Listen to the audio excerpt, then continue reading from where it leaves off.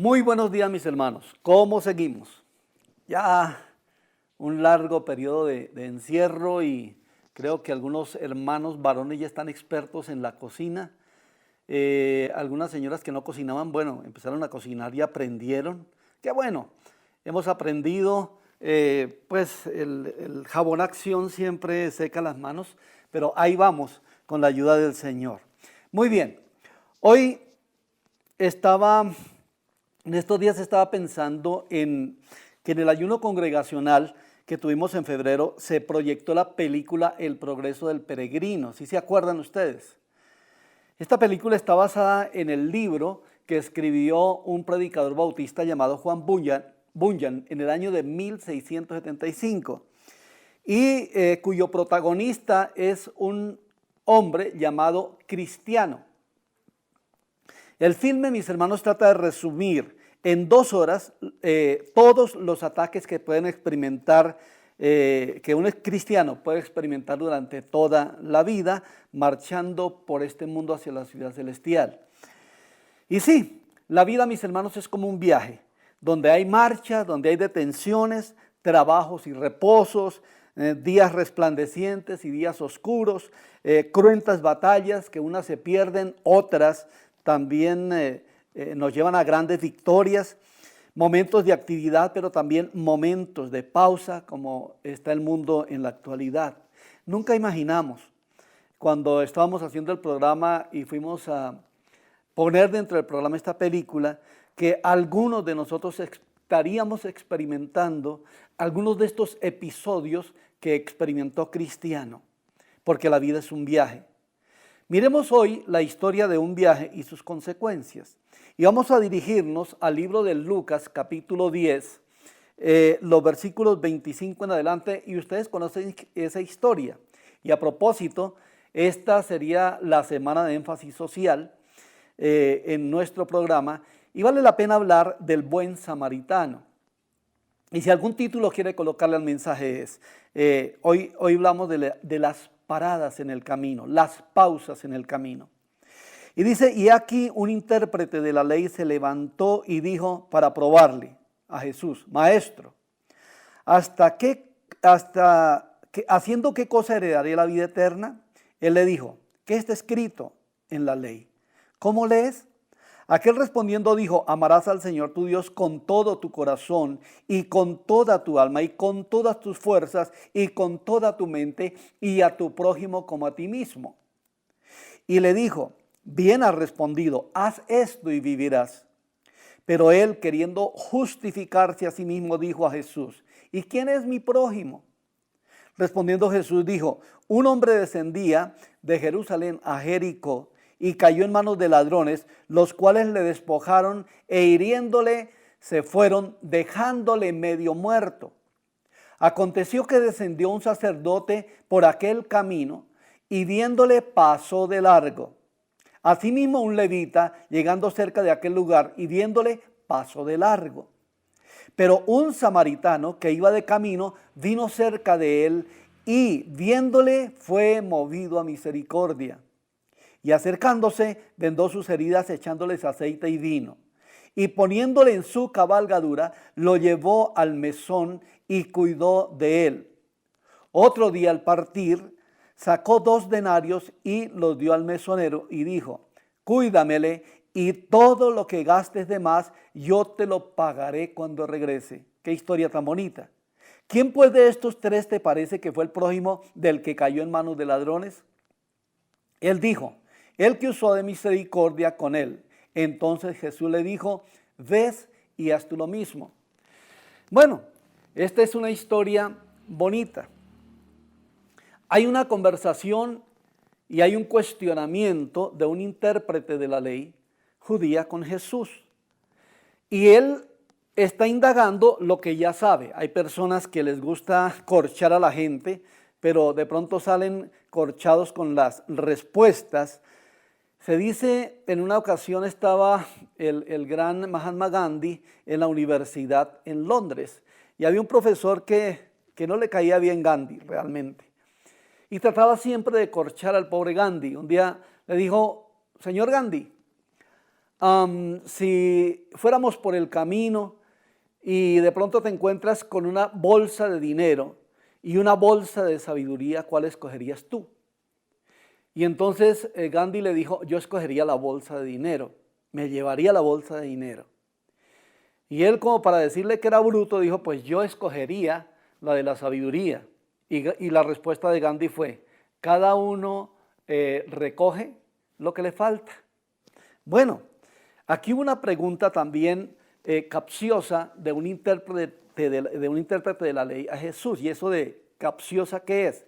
Es aquella pregunta que pretende lograr que el interlocutor se confunda o que entregue una respuesta que en realidad no estaba dispuesto a dar. Para comenzar el relato de este viaje en forma de parábola, Jesús atiende a la pregunta del intérprete de la ley, que siendo maestro de ella, comienza indagando a Jesús sobre los requisitos para la vida eterna. Pregunta no con el interés de saber, sino con el interés de encontrar en Jesús algo con lo cual pudiera acusarle, como todas las preguntas que le hacían al Señor, que eran preguntas capciosas, preguntas resbalosas para hacerlos caer en la trampa, como la de los impuestos, como la de la resurrección, todo esto con lo cual Jesús contestó y dejó a todos con la boca cerrada. ¿Cómo así que cuál es el camino a la vida eterna? El camino a la vida eterna tiene que ver con una relación muy estrecha con Dios y con el prójimo. Ya escrito en la ley desde tiempos inmemoriales. Por eso le pregunta a Jesús, usa el método griego de contestar preguntas con otra pregunta y dice, ¿qué lees? ¿Qué lees? ¿Qué está escrito? Y esto es dándole a entender que lo que él sabía debía practicarlo. Muchos sabemos por la palabra lo que debemos hacer en las diferentes circunstancias, agradables o adversas de la vida, pero al llegar el momento como que se nos olvida qué es lo que tenemos que practicar. Había un matrimonio que estaba recibiendo consejería y ellos eran consejeros de familias en conflicto, pero ellos mismos estaban en un conflicto terrible. Ellos sabían cuál era la solución, pero realmente no la aplicaban.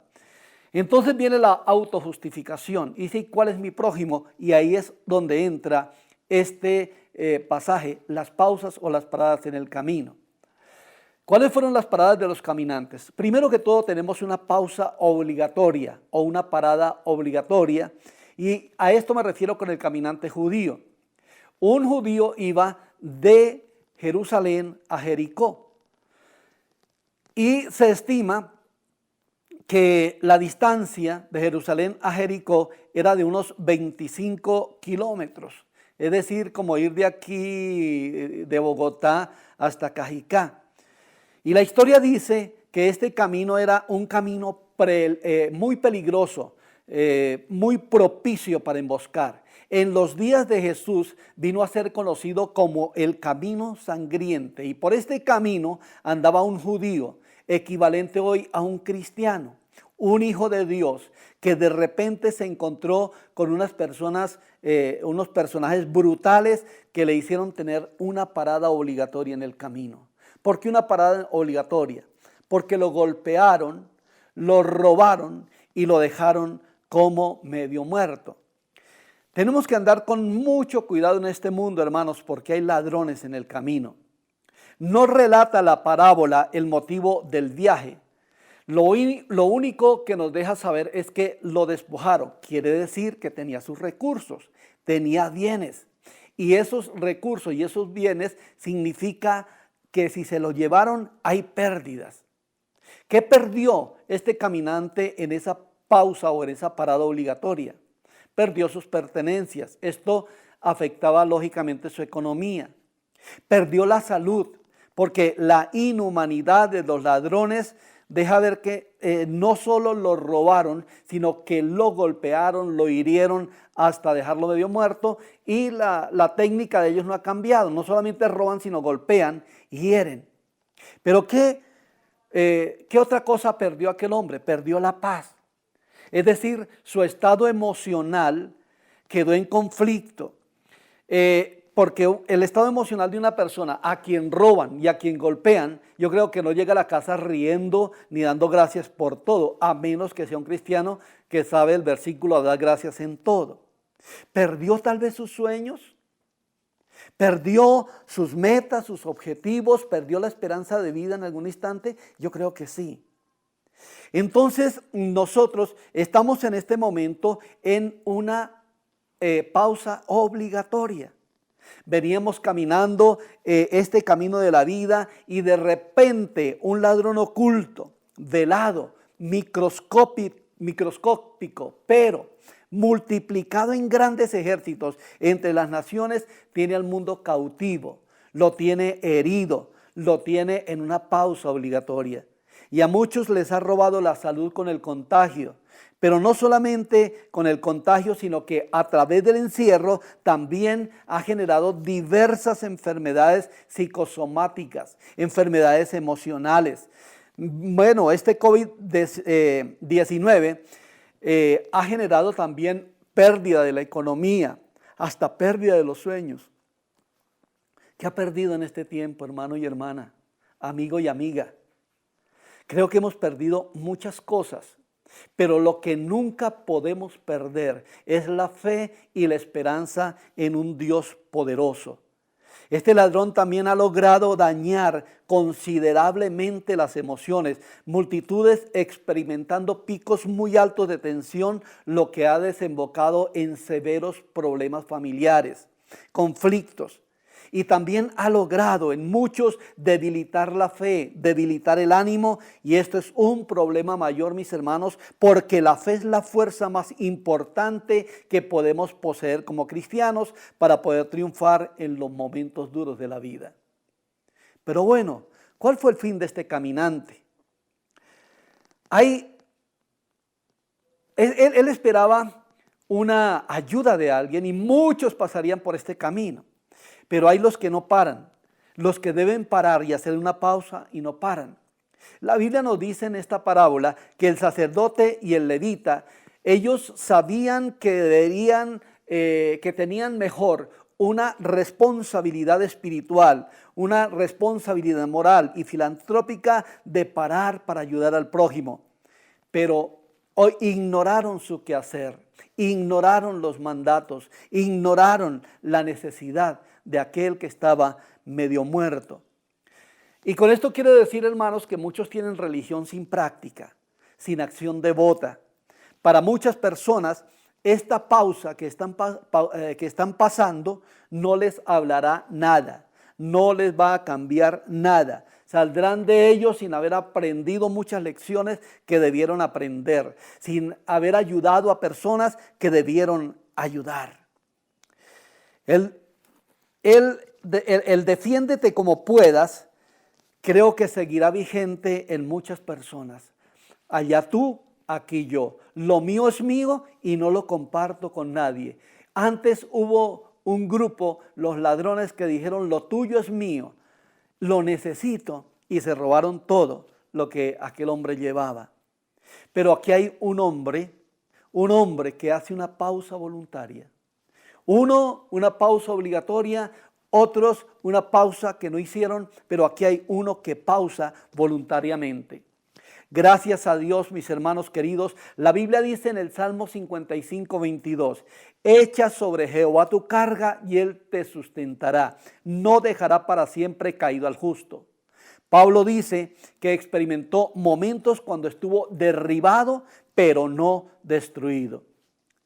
Al caminante de la pausa obligatoria, Dios le envió un redentor, Dios le envió un sustentador, Dios le envió un auxilio, Dios le envió a alguien que lo rescató, que curó su dolor, uno que dejó el afán en el camino para brindar el auxilio a quien lo necesitaba. Así que, mis hermanos, no vamos a estar caídos toda la vida. Pero ¿quién fue aquel que hizo esa pausa voluntaria? El que dijo: a mí me necesitan y yo tengo recursos para ayudar a ese necesitado. Fue un samaritano, extrañamente un enemigo de los judíos, un odiado por los judíos.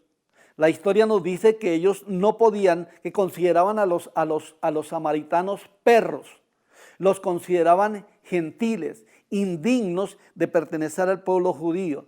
Y bueno, ¿y qué hacía un judío caminando, un samaritano, perdón, caminando en terrenos peligrosos, caminando por el terreno del enemigo? Es como si hoy un paramilitar se metiera en terreno de la guerrilla, algo similar.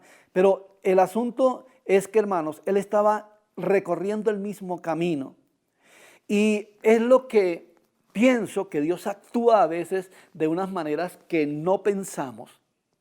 La canción de Juan Carlos Alvarado dice: sendas Dios hará donde piensas que no hay. Y entonces allí usó a ese enemigo para darle auxilio a esta víctima.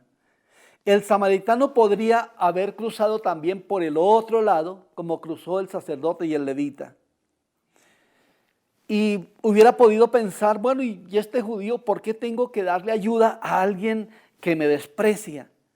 Pero este samaritano no vio en el herido judío a uno que debería ser ignorado, sino a una persona necesitada, y miró a alguien que podía hacer algo por él. ¿Qué hizo? Invirtió su tiempo, invirtió su cabalgadura, invirtió su dinero, invirtió su vino, su aceite, cuando lo encontró herido, porque le puso el vino que fungía como antiséptico y el aceite como analgésico, para curar sus heridas y entonces hacer que su dolor se le fuera. Muy bien, la aplicación. ¿Cuál es la aplicación que tenemos hoy? Desde el punto de vista alegórico, que muchos toman esta parábola de una forma alegórica, es que Jesús es el Redentor que siempre se aparece en nuestro camino cuando lo estamos necesitando. Él siempre tiene su mano extendida para levantar, para proveer, y su boca para alentar. Aplica su desinfectante, el vino, a nuestras heridas, y su aceite como analgésico para curar nuestro dolor. Ambas cosas, mis amados hermanos, son símbolo del Espíritu Santo. El Espíritu Santo está cerca de ti. No sé qué tan herido estés hoy. Tal vez estés medio muerto. Así estés en esa condición, hoy Jesús está a tu lado para levantarte, para vivificarte, para animarte, para quitar tu dolor físico o emocional, no sé, para que puedas seguir tu camino en paz. Sí, mi hermano y mi hermana, Él está a tu lado. Ahí lo puedes sentir. Permite que Él ministre tu tranquilidad, tu paz, que Él ministre a tu necesidad, que Él ministre a tu dolor, que Él provea lo que tú necesitas, que Él llene tus vacíos en este momento. Mis amados hermanos, ese buen samaritano siempre está presto para ayudarnos, así no lo amemos, así no lo hayamos buscado, así estemos amargados, así estemos cuestionándolo, Él está ahí. Está con millones de solicitudes de ayuda, pero Él también se detiene. Acuérdense cuando el ciego Bartimeo, él gritaba: Jesús, Hijo de David, ten misericordia de mí. Pero los discípulos trataron de callarlo, y la Biblia dice que Jesús se detuvo para escucharle. Y llamaron al ciego y le dijeron: ven, Jesús te llama, porque Jesús se detiene para escucharte singularmente a ti, a tus necesidades, aunque Él tiene millones que le están clamando. Esa es una de las aplicaciones a esta parábola. La segunda es la responsabilidad de nosotros como prójimo de otros. Sí, claro, la responsabilidad como cristianos. Hoy más que nunca debemos saber realmente qué es nuestro prójimo. Que la palabra latín prójimo significa próximos, es el que está cercano. Hoy más que nunca debemos ser una comunidad solidaria. Se necesitan los que provean para alimentar a otros, los que llaman y aconsejan, los que animan con la promesa de la palabra de Dios, los que sanan heridas con una oración, los que con una llamada dan ánimo, los que invierten de su escasez para los que están en necesidad, como aquella mujer viuda de Sarepta de Sidón que invirtió todo lo que tenía para dar de comer al profeta. Hoy el Señor está contigo, está a tu lado, pero también, hermano, es una oportunidad de mirar qué podemos hacer con lo que tenemos, con nuestra abundancia o con nuestra escasez. Sé que para muchos no hay abundancia, pero compartir una libra de arroz con otro será una bendición para esas personas. Entonces, aprovechemos la pausa obligatoria para practicar lo que Dios quiere que practiquemos, como buenos samaritanos, ayudarnos unos a otros. Gracias por los que han colaborado con los mercados. Gracias por los que han enviado su diezmo, su ofrenda. Ustedes saben, amados hermanos, que dependemos nosotros de todos sus aportes. Gracias por ello. Nos interesa no tanto sus diezmos y sus ofrendas, nos interesa, mis hermanos, su vida, su estado espiritual, y oramos todos los días para que su fe no caiga, su esperanza renazca, su fe se fortalezca y se arraigue. Y hermanos queridos, esta pausa la podemos aprovechar para aprender muchas cosas del eterno Dios. Que podamos ser personas que realmente practicamos lo que sabemos. Estos son momentos para practicar lo que sabemos. Bendito sea nuestro Dios. ¿Qué vamos a hacer de aquí en adelante? Seguir agarrándonos de la mano de Dios, seguir yendo de la mano del pastor hasta que lleguemos a la patria celestial. Vamos a orar, mis amados hermanos. Señor Dios y Padre, tú conoces qué hay en el corazón de cada persona que me ha escuchado. Tú conoces cada conflicto. Tú conoces cada sol que ahoga o cada frío que tiende a encalambrar. Bendito Dios, tú conoces los momentos de ánimo y de desánimo, los momentos de esperanza y desesperanza. Yo te ruego en este momento, Espíritu Divino, que tú ministres y ministres el aceite y el vino. Señor de los cielos, gracias porque tú estás, Padre, siendo ese aliciente a nuestras heridas. Estás, Señor, sanando nuestras heridas. Padre Celestial, gracias por la obra de tu Espíritu Santo que en este momento ejecuta milagros, sanando, Señor, animando, fortaleciendo, dando fe. Señor, sacando adelante cada uno de mis hermanos y hermanas, a cada uno de mis amigos y amigas que me están escuchando. Padre, yo ministro esperanza, ministro fe, ministro bendición, en el nombre de Cristo nuestro Señor. Ministro milagros, milagros económicos, milagros de salud, milagros de soluciones en la familia. Gracias te damos, Padre Celestial. Ayúdanos en esta pausa obligatoria a aprender de ti lo que tú quieres que aprendamos, Padre, en el nombre de Cristo nuestro Señor. Amén y amén. Muy bien, qué bonito, mis hermanos, poder tener esa esperanza en el Dios eterno. También quiero hacer un llamado a los que nos escuchan, nos han escuchado, nos han visto por primera vez, para que reciban el aceite y el vino de parte de Dios. Pero no solamente recibir el aceite y el vino, sino recibirlo a Él como Señor y Salvador de su vida. Que Él viene trayendo el aceite y el vino que cura nuestras heridas. Si es de la voluntad de su corazón aceptar a Jesús como Señor y Salvador, yo le invito a que haga esta sencilla oración conmigo. Diga: Señor, hoy estoy ante ti necesitado de milagros, necesitado de activar mi comunión contigo. Padre Celestial, te ruego me perdones. Hoy te doy gracias por haber enviado a Jesús a la cruz del Calvario a morir por mis pecados. Te ruego, Señor, que escribas mi nombre en el libro de la vida. Gracias por tu perdón. Gracias por reconciliarme contigo. En el nombre de Cristo, nuestro Señor y Salvador. Amén y amén.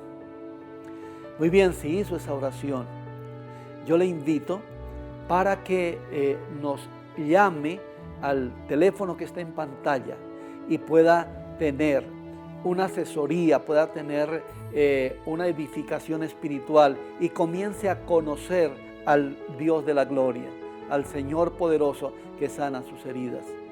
Hoy es día de bendición, hoy es día de milagros, hoy es día de gloria, hoy es día de nueva esperanza. Marchemos, hermanos, todos vamos a salir adelante, nadie se va a quedar atrás.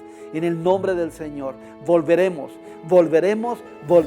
con poder, con avivamiento, con gloria. Bendiciones a todos.